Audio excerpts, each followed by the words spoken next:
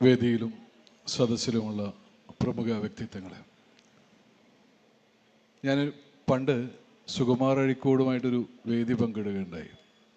ആ സമയത്ത് അഴീക്കോട് പറഞ്ഞൊരു പ്രശസ്തമായൊരു വാക്കുണ്ട്, അത് സ്വരാജിനും കൂടി ഓർമ്മിപ്പിക്കാൻ വേണ്ടി, മീൻസ് ചില വെളിച്ചങ്ങൾ ഇരുട്ടിനെ സൃഷ്ടിക്കുമെന്ന് പറഞ്ഞ്. കറക്റ്റല്ലേ? ഈ വെളിച്ചം കാരണം നമുക്ക് ഒരാളെയും കാണാനില്ല എന്നുള്ളതാണ്. അപ്പോൾ എല്ലാ വെളിച്ചങ്ങളും വെളിച്ചമല്ല, ഇരുട്ടിനെ കൂടി സൃഷ്ടിക്കുമെന്നുള്ള കാര്യം ആദ്യമേ ഓർമ്മപ്പെടുത്തുകയാണ്. എനിക്ക് വളരെ വൈകാരികമായിട്ട് അടുപ്പമുള്ള പ്രസ്ഥാനമാണ്, രാജ്യമാണ്, അല്ലെങ്കിൽ എൻ്റെ പ്രിയപ്പെട്ട സ്ഥലം കൂടിയാണ് കുന്നംകുളം എന്ന് പറയുന്നത്. കുന്നംകുളമില്ലാതെ ഞാനില്ല, പാർട്ടിയില്ലാതെ ഞാനില്ല എന്ന് പറയാം. കാരണം ഞാൻ വാസു നേരത്തെ സൂചിപ്പിച്ച പോലെ ഞാൻ തെരുവ് നാടകം കളിച്ചിട്ടുള്ളത് ഈ ബസ് സ്റ്റാൻഡിലാണ്. ഞാൻ പാർട്ടിക്ക് വേണ്ടി ഒരുപാട് തെരുവ് നാടകങ്ങളിൽ കളിച്ചിട്ടുണ്ട്. കുന്നംകുളത്തിരുന്നിട്ടാണ്. ഇപ്പോൾ ഒരുപാട് പേര് ഇവിടെ ഉണ്ടാവും. ഇപ്പോൾ രവിയേട്ടനൊക്കെ ഞാൻ നേരത്തെ എവിടെയോ കണ്ട പോലുണ്ട്. കേച്ചേരി രവിയേട്ടനുണ്ട്, അവിടെ ബാബുണ്ട്, മനോജുണ്ട്, അങ്ങനെ പേരെടുത്ത് പറയാനുള്ള ഒരുപാട് പേരുണ്ടാവും. വെളിച്ചം കിട്ടിയാൽ ചിലപ്പോൾ എല്ലാവരുടെയും പേര് പറയാൻ പറ്റും. കാരണം അത്രമേൽ അടുപ്പമുള്ള സ്ഥലമാണ് കുന്നംകുളം. കാരണം ആ സി ഷേപ്പ് ബിൽഡിങ്ങിൻ്റെ തിണ്ടയിലായിരുന്നു ഞാൻ എൻ്റെ സ്വപ്നങ്ങൾ നെയ്തെടുത്തിരുന്ന ഒരു കാലമുണ്ടായിരുന്നു.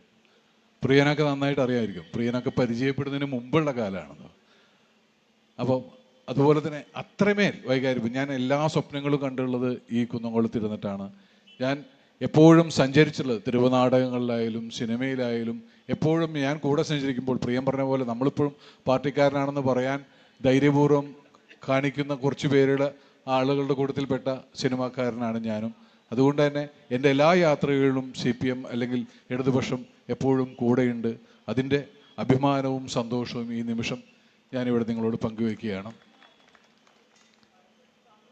എനിക്ക് ഒറ്റ കാര്യം, ഞാൻ ഒരുപാടൊന്നുമില്ല, നിങ്ങളെല്ലാവരും അലോഷിയെ കേൾക്കാനിരിക്കാനുള്ളൊരു മൂഡിലാണെന്നറിയാം. ഞാൻ കഴിഞ്ഞ ജനുവരി മാസത്തിൽ തളിപ്പറമ്പ് ഷൂട്ടിങ്ങിന് പോയിരുന്നു. അപ്പോൾ തളിപ്പറമ്പ് പാർട്ടി സമ്മേളനം നടക്കുന്ന ഒരു സമയം കൂടിയാണിരുന്നത്. അപ്പോൾ ഞാൻ സന്തോഷ് കീഴാറ്റൂർ എന്ന് പറയുന്ന നമ്മുടെ ഒരു സുഹൃത്തും സഖാവും നടനൊക്കെ ആയ സന്തോഷിൻ്റെ വീട്ടിൽ രാത്രി ഭക്ഷണത്തിന് വിളിച്ചു. അപ്പം ഞാൻ അവിടെ വീട്ടിൽ ചെല്ലുമ്പോൾ അദ്ദേഹത്തിൻ്റെ അമ്മയും കുറേ പേരും ചേർന്നിരുന്നു തിരുവാതിര കളിക്കുകയാണ്. അപ്പോൾ ഞാൻ രാത്രിയാണ്, രാത്രി ഒരു 9 മണിക്ക്, ഞാൻ ഷൂട്ട് കഴിഞ്ഞിട്ടാണ് പോകുന്നത്, 9-10 മണിയൊക്കെ ആയിട്ടുണ്ടാവും. തിരുവാതിര പ്രാക്ടീസ് ചെയ്തുകൊണ്ടിരിക്കുക. അപ്പോൾ എന്താണെന്ന് ചോദിച്ചപ്പോൾ പാർട്ടി സമ്മേളനത്തിൻ്റെ ജില്ലാ സമ്മേളനത്തിൻ്റെ ഭാഗമായിട്ട് മെഗാ തിരുവാതിരയുണ്ട്, അതിനുള്ള പ്രാക്ടീസ് നടത്തിക്കൊണ്ടിരിക്കുകയാണ്. 10-75 വയസ്സുള്ള സന്തോഷ് കീഴാറ്റൂരിൻ്റെ അമ്മയും അതുപോലുള്ള പ്രായമുള്ള സ്ത്രീകളൊക്കെ അടക്കം. അവരുടെ മുഖത്ത് കണ്ടൊരു സന്തോഷമുണ്ട്.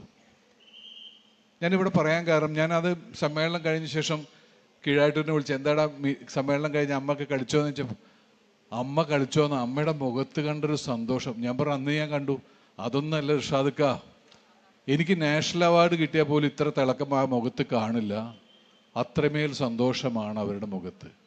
ഇത് ഞാനിവിടെ പറയാനുള്ള കാരണം എന്ന് വെച്ചാൽ, ഇങ്ങനെ നമ്മുടെ പാർട്ടിയുടെ ഭാഗമായിട്ട് സ്ത്രീകളൊക്കെയുള്ള വേദികളൊക്കെ നമ്മൾ ഒരുക്കുന്നുണ്ടെങ്കിലും,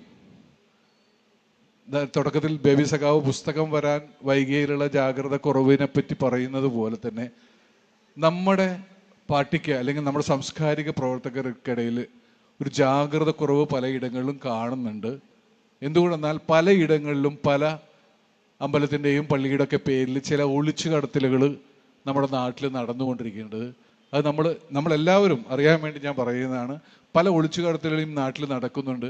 തീർച്ചയായിട്ടും ആ ഒളിച്ചു കടത്തലുകൾ ഇപ്പം സിനിമാ മേഖലയിലായാലും സാംസ്കാരിക രംഗത്തായാലും എല്ലാം ഒളിച്ചു കടത്തലുണ്ട്. പക്ഷേ സ്ത്രീകളെ കൂടി ഉൾപ്പെടുത്തിക്കൊണ്ടുള്ള ചില പരിപാടികൾ, ഇപ്പം ഞാൻ പറഞ്ഞുതരാം. ഇപ്പം അവരെ ആദ്യം തിരുവാതിര കളിക്കാൻ വിളിക്കും, പിന്നെ നാലമ്പല യാത്ര എന്ന് പറഞ്ഞിട്ടൊരു വിളി കൊണ്ട് കൊണ്ടുപോകും. അപ്പോൾ ഈ സ്ത്രീകളെ സംബന്ധിച്ചിടപ്പോൾ ഈ സന്തോഷ് കീഴാറ്റൂരിൻ്റെ അമ്മ എത്രയോ കാലമായിട്ട് സന്തോഷ് അഭിനയിക്കുന്നത് കാണുന്ന, പക്ഷെ അവർക്കൊരു വേദി കിട്ടുന്നു എന്ന് പറയുമ്പോൾ അവർ പോയിട്ട് നമ്മുടെ പാർട്ടി സമ്മേളനത്തിലാണ് ഈ പങ്കെടുക്കുന്നത്. പക്ഷെ അതല്ലാതെ പല സ്ത്രീകൾക്കും പുറത്തേക്കൊരു യാത്ര പോകാനോ പുറത്തേക്കൊരു വേദി പങ്കിടാനോ ആളുകളുമായിട്ട് ഇടപഴകാനുള്ള ഒരു അവസരങ്ങൾ നമ്മൾ ഒരുക്കി കൊടുക്കുന്നില്ല എന്നുള്ളതിൻ്റെ ഭാഗമായിട്ട് ചില ആളുകൾ ഇതിനെ നാലമ്പല യാത്രയിലേക്ക് കൊണ്ടുപോവുകയും തിരിച്ചു വരുമ്പോൾ ശശികലയുടെ പ്രസംഗവും വണ്ടിയിൽ കേൾപ്പിക്കുക.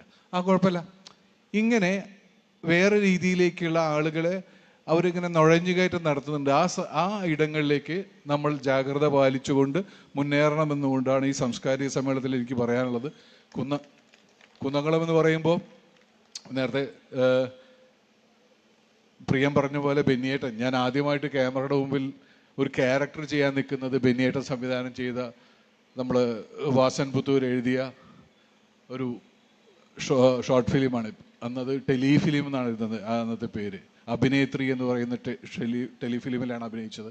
അപ്പോൾ അങ്ങനെ വളരെയധികം. അപ്പോൾ അതിൻ്റെ കൂടെ പറയാനുള്ളത്, ഇപ്പോൾ ഞാൻ നേരത്തെ പറഞ്ഞ പോലെ പാർട്ടിയോടൊപ്പം സഞ്ചരിക്കുന്നു എന്ന് പറയുമ്പോൾ ഈ വിചാരണ എന്ന് പറയുന്ന പാർട്ടി കാസറ്റ്, മമ്മായിലെ വിശേഷങ്ങൾ എന്ന് പറയുന്ന പാർട്ടി പ്രചരണത്തിന് ഉപയോഗിച്ച കാസറ്റുകൾ, ഇതെല്ലാം പല വീടുകളിലും ഇപ്പോഴും VHS കാസറ്റുകൾ ഉണ്ടെന്ന്. ഞാനൊരിക്കൽ ഒരു 10 വർഷം മുമ്പ് അടൂർ പോയപ്പോൾ ഒരു പെൺകുട്ടി വന്നിട്ട് പറഞ്ഞു, ചേട്ടൻ്റെ വീഡിയോ ഞാൻ പണ്ട് കണ്ടിട്ടുണ്ട്. വിചാരണ എന്ന് പറഞ്ഞ കാസറ്റ് എൻ്റെ മാമ LC സെക്രട്ടറി ആയിരുന്നു. ആ സമയത്തൊക്കെ പ്രദർശിപ്പിക്കുമ്പോൾ ഞങ്ങളുടെ വീട്ടിലൊക്കെ ഇഷ്ടം പോലെ ഉണ്ടായിരുന്നു. അപ്പോൾ ഡിജിറ്റൽ മീഡിയ ഏറ്റവും ഫലപ്രദമായിട്ട് ഉപയോഗിക്കാമെന്ന് ആദ്യം കണ്ടുപിടിച്ചത് നമ്മുടെ പാർട്ടിയാണെങ്കിലും ഇപ്പോൾ പല സ്ഥലങ്ങളും ഇപ്പോൾ നമ്മൾ ഇപ്പോൾ സോഷ്യൽ മീഡിയയിൽ നമ്മൾ ഭയങ്കര പിറകിലാണെന്നാണ് ഞാൻ വിശ്വസിക്കുന്നത്. കാരണം പ്രിയാനന്ദൻ്റെ പ്രിയനെ ഓർമ്മയുണ്ട്, പ്രിയനെ ചാണകം എറിഞ്ഞതിന് ശേഷം നമ്മളൊരു പോസ്റ്റ് ഇട്ടതിൻ്റെ ഭാഗമായിട്ട് എന്തുമാത്രമാണ് ആക്രമണം ഉണ്ടായത്, ഭയങ്കരമായിട്ട്. അതുപോലെ തന്നെ ഈ രാഹുൽ മാങ്കുട്ടൻ എന്ന് പറയുന്ന ഒരു മനുഷ്യൻ ഭീകരമായിട്ട് എന്നെ തെറി വിളിക്കുന്നുണ്ടായിരുന്നു ഒരു കാലത്ത്. ഒക്കെ ചില കമൻറ്റുകളുടെ പുറത്താണ്. ഇവിടെയൊക്കെ നമ്മൾ പ്രതിരോധത്തിൽ. അപ്പോൾ നമ്മുടെ സോഷ്യൽ മീഡിയ, ഇപ്പോൾ നമ്മൾ ആദ്യമായിട്ട് നമ്മളാണ് ഈ ഡിജിറ്റൽ മീഡിയയൊക്കെ വളരെ വിപുലമായിട്ട് പ്രചരണത്തിന് ഉപയോഗിക്കാം, അല്ലെങ്കിൽ ആൾക്കാരെ ആളുകളുടെ ഇടയിലേക്ക് എത്തിക്കാൻ വലിയ സ്വാധീനമുള്ള, അല്ലെങ്കിൽ വലുതായിട്ട് ഉപയോഗിക്കാവുന്ന ഒന്നാണെന്ന് തിരിച്ചറിഞ്ഞ നമ്മൾ പിറകോട്ട് പോയിട്ടുണ്ട്. കുറച്ചും കൂടി ശക്തമായ രീതിയിൽ നമ്മളുടെ ഭാഗത്തു നിന്നുള്ള ഇത്തരം പ്രവർത്തനങ്ങൾ കുറച്ചുകൂടി ഊർജ്ജസ്വലതയോടുകൂടി മുന്നോട്ട് കൊണ്ടുപോകണമെന്ന് മാത്രം പറഞ്ഞുകൊണ്ട് എല്ലാവിധ ആശംസകളും നേരുന്നു. അഭിവാദ്യങ്ങൾ.